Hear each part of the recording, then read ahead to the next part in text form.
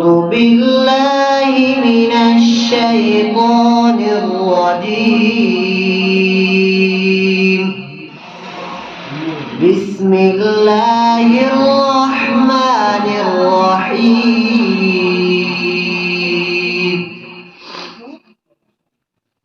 فما للذين كفروا قبلك مهطعين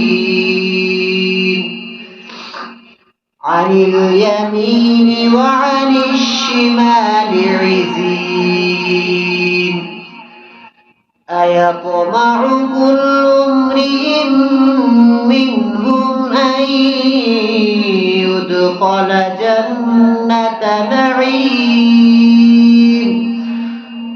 كلا إنا خلقناهم مما يعلمون فلا أقسم برب المشارق